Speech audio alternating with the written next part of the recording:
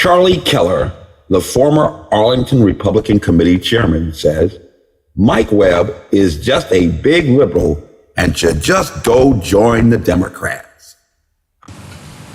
But when just the mention of his name in the liberal-leaning press in a race for U.S. Congress sets off a trending issue that causes a daisy chain reaction that lands him on the conservative WMAL radio in less than a month, you know he has to be doing something right.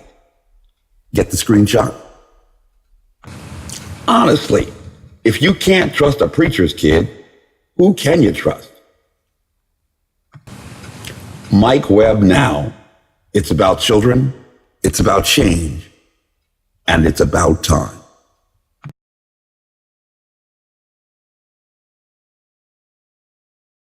This advertisement was authorized by Mike Webb.